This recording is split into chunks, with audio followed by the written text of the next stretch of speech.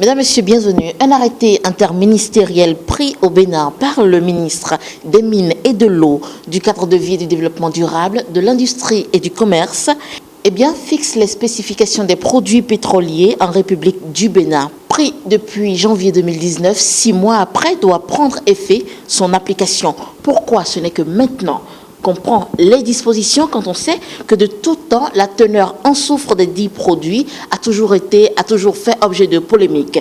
Quels seront les axes différents de cette phase de mise en application?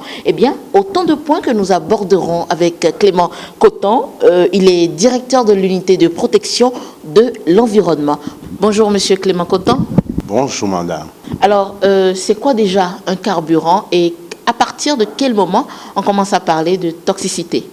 Je crois que avant qu'on en arrive là, il faut vous dire qu'il y a souvent dans le carburant des métaux lourds, c'est-à-dire des choses comme le soufre et autres, dont la quantité ne doit pas dépasser des normes.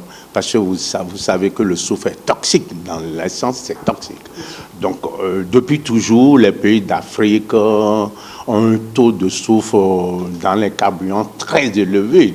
Il y en a qui ont 3000 ppm et il y a d'autres qui ont 10 000 ppm.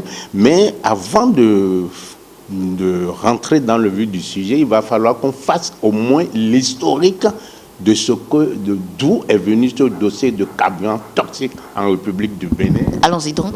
Oui, ce dossier de carburant toxique dans tous les pays de l'Afrique de l'Ouest est venu d'un simple constat. Ça veut dire quoi? Il y a eu un ONG en Suisse, à qui nous rendons d'ailleurs hommage ici, qu'on appelle Publiae, qui est descendu en Afrique, parcouru, ils ont fait le Mali, le Bénin, le Ghana et je crois le Togo.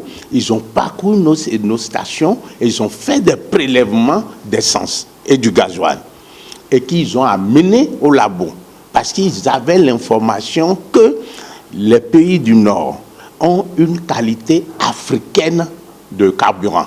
C'est-à-dire qu'il y a une qualité de carburant qui ne peut pas être vendue en Europe, dans aucun pays européen, mais ça se vend en Afrique de l'Ouest. Donc, ils se sont posé la question de savoir, mais comment il peut y avoir un carburant? C'est un carburant. On ne peut pas avoir une qualité africaine et une qualité européenne. Donc, c'est assez absurde. C'est absurde. C'est-à-dire, ils n'ont rien compris. Ils se sont dit, mais un carburant, c'est un carburant. On dit un carburant africain. Ça veut dire quoi? Un carburant européen, ça veut dire quoi? Donc derrière ce jeu de mots, ils se sont dit quelque chose se cache. Ils ont cherché à savoir, ils n'ont pas pu percer l'abcès, mais ils sont venus en Afrique, ils sont allés dans nos stations, prendre de l'essence, du gasoil, et les ont amenés, comment on appelle, ils les ont amenés dans des labos, dans des pays du Nord. Qu'est-ce qu'ils ont constaté? Le teneur en soufre était impossible. Le minimum, c'était 3000 ppm. Et ça veut dire quoi? Ça veut dire que le soufre dans ces carburants sont tellement énormes. Donc, quand les véhicules les utilisent, la pollution atmosphérique va s'aggraver d'une manière impossible. Ils se sont dit, mais les pays européens, d'où on amène ces carburants, surtout, ces carburants passent souvent d'Amsterdam, de Rotterdam et d'Anvers. Dans ces pays, que ce soit dans tous les pays européens, c'est 10 ppm. Le maximum de 10 ppm. Et on se retrouve à 3000 et quelques en Afrique. Donc, ça veut dire qu'il y a quelque chose qui est caché. Et dès qu'ils l'ont vu, ils ont fait un grand dossier. Si vous vous rappelez bien, c'était en 2016. Et c'est là où le carburant africain, on l'a connu. Et quand ils ont fait l'enquête, ils l'ont rendu public en demandant aux pays africains de prendre leurs responsabilités, en demandant au peuple africain de prendre ses responsabilités. Et c'est ainsi qu'on a constaté que les carburants vendus à nos stations étaient hautement toxiques. Et ça aggravait la pollution atmosphérique dans tous les pays de l'Afrique de l'Ouest. Mais voilà, cette enquête a été publiée depuis 2016. Et pourquoi ce n'est que maintenant qu'on prend un arrêté interministériel? Effectivement, ça a été publié en 2016.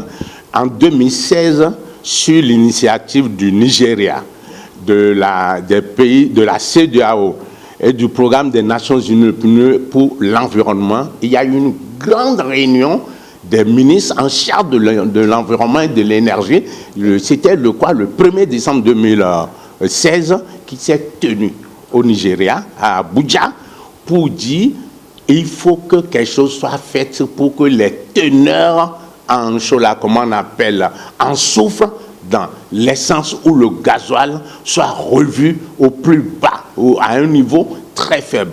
Et c'est déjà en 2016, les pays africains, avec la CEDEAO, c'est-à-dire le Togo, la Côte d'Ivoire, le Bénin, le Ghana, ont pris leurs responsabilités en disant, bon, face à cette situation où les carburants vendus aux stations intoxiquent nos populations, et ils sont allés plus loin. Ils ont fait constater eux-mêmes que le carburant toxique que nous utilisons tue au moins 30 000 personnes par an.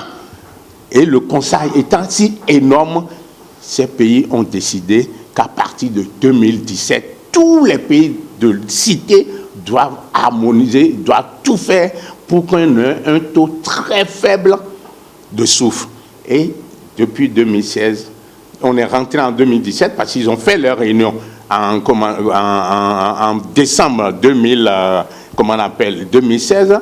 Il est demandé à tous les pays de tout faire pour avoir un arrêté. Et c'est comme ça, le Bénin a pris cet engagement. Et quand ils sont revenus d'Abuja, il y a eu des concertations, des réunions avec ces industriels de carburant, c'est-à-dire ceux-là qui vendent du carburant dans le pays, la société civile, les sociétés étatiques, et on a abouti au consensus que ce qui est recommandé à Abuja, ça veut dire quoi? 50 ppm pour le gasoil et 150 pour l'essence doivent être concrétisés par un arrêté. Et à travers toutes ces concertations, il y a eu alors la préparation du nouvel arrêté parce que le compte-rendu de ce qui s'est fait à Abuja a été introduit en Conseil des ministres au Bénin. Le Conseil a adopté qu'il faut rester dans la juste ligne des engagements pris à Abuja, c'est-à-dire 50 ppm pour le gasoil et 150 pour l'essence. C'est ainsi que l'arrêté a été finalement pris. Et avant la prise de l'arrêté, il y a eu des concertations avec les industriels pétroliers, on leur a dit, et il était question que 6 mois après la prise de l'arrêté rentre en exécution. Et voilà, 6 mois sont en train de passer. Fini, donc, les 6 mois finissent après-demain. Donc, à partir d'après-demain, l'essence qui serait vendue à nos stations doivent être de l'essence à 50 ppm pour le gasoil et 150 pour l'essence. Maintenant, il faut remarquer que depuis la réunion d'Abuja, la société civile africaine, des pays que j'ai cités, ont envoyé une déclaration à Abuja pour susciter la volonté du gouvernement d'aller jusqu'au bout. Ce qui fait que à la décision du Conseil des ministres qui donne cette spécification a demandé une large sensibilisation pour informer les populations de l'utilité de cet arrêté et les bienfaits de cet arrêté. Et si vous allez plus loin, vous verrez que désormais, on n'aura plus de carburant à 3000 ppm, à 10 000 ppm dans les pays cités. Et il faut aussi remarquer qu'on ferait mieux parce que il y a une réunion de la CEDEAO en Côte d'Ivoire tout récemment où ils demandent déjà qu'en 2020, donc dans moins d'un an, oui, il faut que les carburants en Afrique soient 50 ppm, 50 ppm. Donc ça veut dire que d'ici 2020, nous allons encore améliorer ce qui vient d'être commencé. Donc aujourd'hui, nous devons nous réjouir et dire merci à nos autorités et merci à l'ONG SUS qui a fait ce combat avec nous et dit aux populations béninoises, à notre population, que c'est le début du commencement du combat. Il faut que nous soyons vigilants parce que si vous vous rendez compte qu'on paie 30 000 armes tous les ans dues à la pollution atmosphérique, je crois que c'est horrible. Nous devons tous s'y mettre et voir comment. Et quand il faut aller plus loin, il n'y a pas très longtemps, un expert de l'ONU a dit lors de la journée mondiale pour l'environnement, pour dire en matière de carburant toxique, que c'est un crime contre l'humanité et que les pays africains et ceux-là même qui font ce commerce doivent prendre leurs responsabilités et limiter un tant soit peu la vente du carburant toxique en Afrique. Est-ce que pour le Béninois lambda, quelles sont les implications de cet arrêté interministériel? Est-ce que ça voudrait dire que le coût de l'essence va augmenter? Est-ce que, oui, est-ce qu'on pourrait en savoir davantage? Et derrière également, qu'est-ce qui sera fait, vous, en tant qu'acteur, pour que cet arrêté interministériel qui va entrer dans sa phase d'application soit effectivement respecté?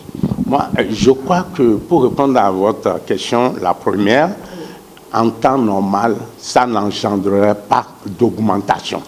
Okay. En temps normal, à moins qu'il y ait d'autres pesanteurs derrière. Donc et si on n'a pas connaissance. Mais si jamais, je vous le dis, vous me connaissez, si jamais des pesanteurs se mettent derrière, nous allons mener un débat public pour démontrer par A plus B si il peut y avoir d'augmentation ou pas. Ça, c'est la première remarque. Le commun des mortels, le Béninois, déjà, nous avons un problème de pollution atmosphérique qui est tellement important. Le Béninois doit adhérer à cette logique pour se dire que ça va de son intérêt. Et il faut même remarquer que le gouvernement allait même plus loin. Vous savez, désormais, le Bénin a des capteurs de particules déjà.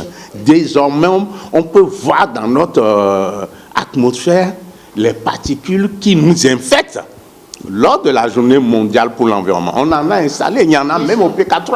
Moi, j'y suis allé, on a installé. Donc, ça nous permet de nous protéger un tant soit peu.